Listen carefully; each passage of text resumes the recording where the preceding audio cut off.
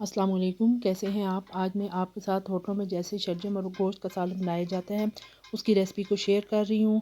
इसको बनाना बहुत ही आसान है और ये बहुत ही लजीज बनकर तैयार होगा। इसको बनाने के लिए जिन चीज़ों की ज़रूरत है उनमें मैंने लिया है बीफ आधा किलो, 2 मीडियम साइज़ के बारीक कटे हुए प्याज, 3 अदद टमाटर, 3 अदद हरी मिर्चें, आधा किलो शलजम,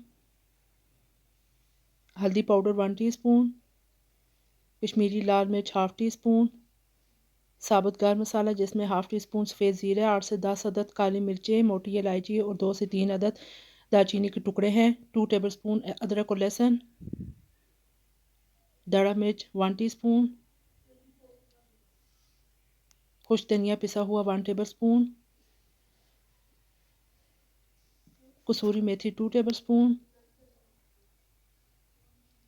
नमक 1 टीस्पून।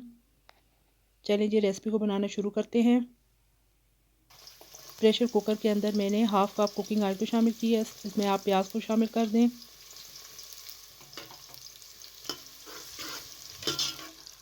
फ्लेम को मीडियम रखना है। साथ में साबुत गर्म मसाला और अदरक और लहसुन को भी शामिल कर लें। प्याज को आपने लाइट सा गोल्डन ब्राउन करना है। ये देखिए जी जैसे इसका कलर इस तरह चेंज होना शुरू हो जाए तो इसके अंदर गोश्त को शामिल कर दें।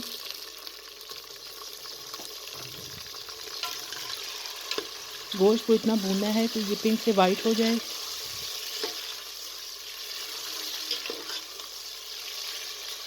तकरीबन 5 मिनट हो चुके हैं। देखिए इसका कलर चेंज हो चुका है। अब इसके अंदर खुश्क मसाले जात को शामिल कर दें।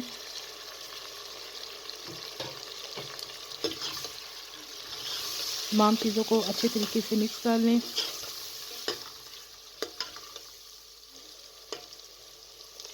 साथ में थोड़ा सा पानी डाल दें ताकि मसाले जले ना।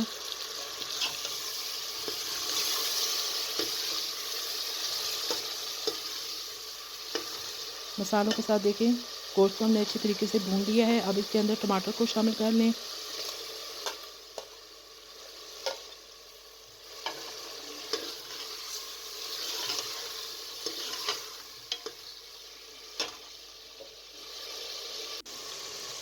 और कवर कर दें। ये देखें टमाटर भी अच्छे तरीके से गल चुके हैं और ऑयल ऊपर आ चुका है। अब आप शलजम शामिल कर दें। साथ में हरी मिर्चों को भी शामिल कर लें।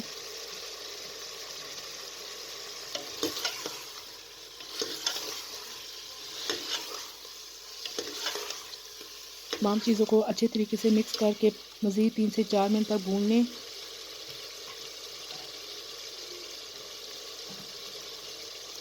ये देखें जी ऑयल अलग हो गया और अच्छे तरीके से भून लिया है। अब इसके अंदर 3 गिलास पानी को शामिल कर लें।